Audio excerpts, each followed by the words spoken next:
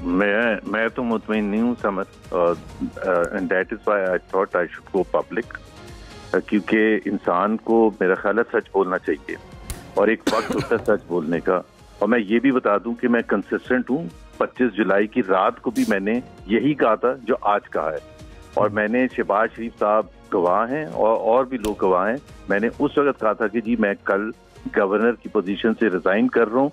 कराची जाके I was in Lahore in the headquarters that night, और उन्होंने कहा था बाकी गवर्नर्स को भी करना चाहिए, बाकी सब ने रिफ्यूज कर दिया था। और मैंने आके असूली तौर पर, हालांकि वो 3-4 हफ्ते की बात थी, मैंने रिजाइन किया था, बावजूद इसके कि मेरे जितने जानने वाले ना सिर्फ फौज में और दूसरे हल्कों में भी थे जो कि इंसिस्ट कर रहे थे कि I should stay on and I will be able to carry on, और मैंने फिर भी रिजाइन किया था। तो आई थिंक मेरा ख्याल है कई दफा सच बोलना बहुत ज्यादा जरूरी होता है, and you should be on the right side of. Zubair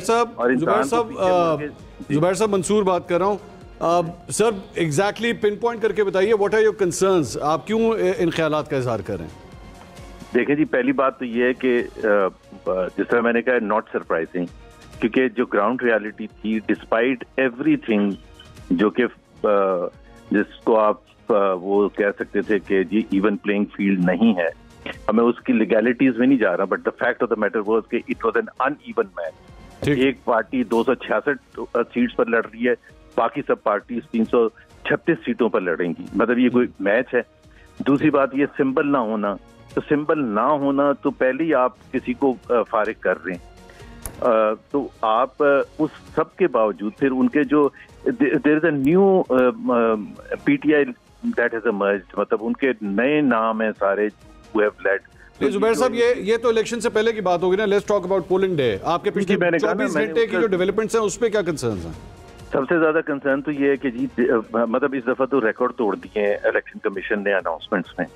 मतलब आप खुद सोचें कि सुबह 6 बजे, और मैं खुद उसका पर्सनली विटनेस हूँ, सुबह 6 बजे जिसके 4000 वोट टोटल हल्के में काउंट हुए थे, उसके बाद आता है कि फुल रिजल्ट आ जाए। भाई इलेक्शन का अगर आप अलाउ करते हैं मीडिया को टू अनाउंस इलेक्शंस के जी 6 बजे जी, जिस तरह बिलावल भुट्टो जरदारी के 2 हल्कों से आ, 2 पोलिंग स्टेशन से आ गया, फिर 10 से आता है, फिर 15 से आता है, मतलब why were the result stopped?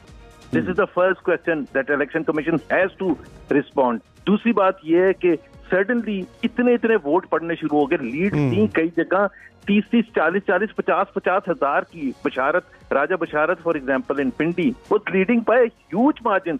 वो जो उनकी वाइफ है, मेरा ख्याल है। जुबैर साहब मैं पॉइंट ब्लैंक सवाल करता हूं आपसे, मियां मोहम्मद नवाज शरीफ साहब के हवाले से जो उनका रिजल्ट आया है, एनी कंसर्न्स ऑन दैट? मैंने उनका एनालाइज बिल्कुल फ्रैंकली मैंने बिल्कुल एनालाइज नहीं किया, because there is so much going on. तो मैं तो ये इंडिविजुअली जो कि मैं किसी की पिन पॉइंट वो कर दूंगा जब मुझे वो उनका मैं एनालाइज कर सकूंगा, बट इस वक्त नहीं है। तो मेरा नहीं ख्याल है कि पाकिस्तान में कोई ऐसा बंदा है जिसको। मुजम्मिल सरवरती बोल रहा हूँ, आप PMLN में काफ़ी अरसे से साइड लाइन हैं। आपने खुद भी कहा कि अब मैं डिसीजन मेकिंग में या मुशावरत में शामिल नहीं हूँ, और हमें नज़र आ रहा है कि आपके और मुस्लिम लीग नून के रास्ते पिछले कुछ अरसे में जुदा हैं। ये उस जुदाई की नाराज़गी का इजहार है, और अब आप भी शाहिद खाकान की तरह मुस्लिम लीग नून छोड़ने की तैयारी कर रहे हैं? मेरा ख्याल है मुजम्मिल साहब, आप अगर उसको उस तरह से लेंगे तो बिल्कुल एक डिबेट दूसरी हो जाएगी। या तो आप मुझे ये कहें कि मैं सच नहीं बोल रहा, आप बता देना कि ये आप मुतमईन है जिस तरह से इलेक्शन रिजल्ट में, आप बताएं ना मुझे। तो पार्टी बाजी ना करे ना कि मैं पार्टी में साइडलाइन था तो इसलिए। भाई पार्टी में साइडलाइन होने का भी तो ये भी तो आप पूछ सकते हैं क्यों साइडलाइन था। मतलब मैं तो बिल्कुल, आप बताएं ना, आप साइडलाइन थे, एक वक्त में आपको गवर्नर भी बनाया, आपको मिनिस्टर भी बनाया, सब कुछ किया, फिर आप साइडलाइन क्यों हैं? मुजम्मिल साहब, आप बाजवा साहब को भी मिलते रहे नवाज शरीफ के लिए, आप मीडिएटर भी थे। पहले सुन तो लें, मैं गवर्नर तक PMLN। मोहम्मद जुबैर साहब हमारे साथ रहिएगा। क्विकली मैं जरा एक रिजल्ट अपडेट कर दूं, मैं दोबारा आपकी तरफ आता हूं। बिलावल भुट्टो जरदारी N 194 लाड़काना से कामयाब करार दिए जा चुके हैं। फॉर्म 47 के मुताबिक बिलावल भुट्टो जरदारी NA 194 लाड़काना से कामयाब हो गए हैं। जी सर, अपनी बात मुकम्मल कीजिएगा। जी मोहम्मद जुबैर साहब।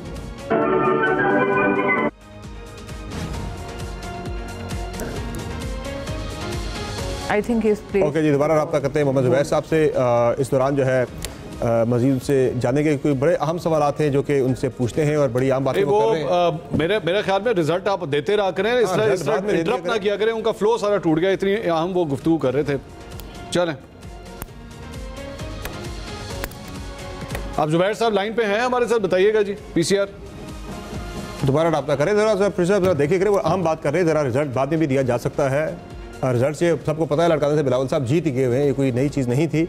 बहरहाल अब इस पे यह है कि वो बातें बड़ी इंपॉर्टेंट कर रहे हैं जी, और अब उनसे और मजीद और सवाल बहुत इंटरेस्टिंग था, मैंने भी मैं हैरान हूं, मैं पता नहीं ये किसने डिसीजन लिया। अच्छी भली वो गुफ्तगू हो रही थी लेकिन डिस्टर्ब कर दी उन्होंने, क्योंकि सहूलतकारी और ये सारी बात जो उन्होंने की है, उन्होंने बस बड़ा मोहतात अंदाज में उन्होंने सहूलतकारी इस्तेमाल नहीं किया। तरीके साहब की सीटें थी वो नून लीग को दी गई। लेकिन ये बात भी बड़ी जायज़ है कि वो नाराज हैं, डिसग्रंटल्ड हैं, और हमें जो पता है वो ये है कि PMLN सिंध से उनको साइडलाइन किया है। क्योंकि मुझे याद है उनकी तो वो वीडियो वगैरह भी आई थी जब वो ट्रेन में बैठ के नवाज शरीफ साहब को वेलकम करने जा रहे थे लाहौर। तो दीज आर इंपॉर्टेंट क्वेश्चंस और हम उम्मीद करते हैं कि हमें एक तो मुजम्मिल साहब का चुपता हुआ सवाल और ऊपर से ब्रेकिंग नहीं, वो आपको इग्नोर कर देना चाहिए था क्योंकि वो इतनी अहम गुफ्तगू हो रही थी। मैं आपको बताता हूँ, वो शाहिद खान के साथ जा रहे हैं, वो ये मुस्तफा नवाज, शाहिद खान, ये इकट्ठे ये उस नई पार्टी में जा रहे हैं, उसकी पोजीशनिंग है, सुना यही है हमने, वो उसकी पोजीशनिंग कर, लेकिन उनसे पूछना जरूरी है ताकि उनका स्टांस हमें मिले। जो भी कह रहे हैं हमारा काम तो जारी बात उनका स्टांस देना, हमें सवाल करना है। हाँ, सवाल करना, सही बात। चलिए जी, बहरहाल आप तो नहीं हमारे साथ नहीं, लेकिन जो भी वो कंसर्न शो कर रहे हैं ये जेन में रखिएगा, वो कोई नून लीग से जो है उनको निकाला नहीं गया हुआ, वो आज भी नून लीग निकाला तो शाहिद खान को भी नहीं किया, निकाला तो चौधरी निसार को भी नहीं। मैं वही कह रहा हूँ, वहाँ वो PTI नहीं है जहाँ टर्मिनेशन लेटर जारी हो जाते हैं। जावेद हाशमी को भी नहीं निकाला, जावेद हाशमी को भी नहीं निकाला उन्होंने। नहीं, होने चाहिए, निकालते होने चाहिए ना एक तरीकाकार। अगर एक शख्स जो है अगर आपके ख्याल में डिसिप्लिन की वायलेशन कर रहा है, दानियाल अजीज को भी फारिग करना है। नहीं किया उन्होंने, दानियाल अजीज को भी नहीं किया, ना करे ना। इन्होंने अनाउंस किया था कि जिसको हम टिकट नहीं दे रहे और अगर वो फिर भी आजाद खड़ा होगा तो ये पार्टी डिसिप्लिन की वायलेशन होगी और उसके खिलाफ एक्शन होगा। कोई एक्शन, लेकिन एक्शन नहीं लिया। आई थिंक शो कॉज तो उन्होंने दिया था दानियाल साहब को अपने व्यूज पे, पहले दिया था। लेकिन मैं नहीं समझता कि PMLN में ये कल्चर नहीं है, ये PTI में है, पीपल्स पार्टी में भी नहीं। आप देखें उन्होंने आज तक इत्तेजाज हसन साहब को भी नहीं किया। नहीं, लेकिन खोसा साहब को तो कहा था ना बाकायदा जरदारी साहब ने कि जी, खोसा साहब को क्या हुआ? उनको तो जब तक उन्होंने नहीं कहा, खोसा साहब ने कभी PTI ज्वाइन नहीं की। और बहुत से लोगों ने जिन्होंने किया उनको नहीं किया। पार्टियों में बर्दाश्त होनी चाहिए, होनी चाहिए। और मैं समझता हूँ अगर कोई मुखालिफ व्यू आ रहा है तो उसको सुनने की बर्दाश्त होनी चाहिए। ये कोई ऑर्गेनाइजेशन थोड़ी है कि टर्मिनेशन लेटर जारी। लेकिन साहब जीत गए जी कराची से। जी, फारूक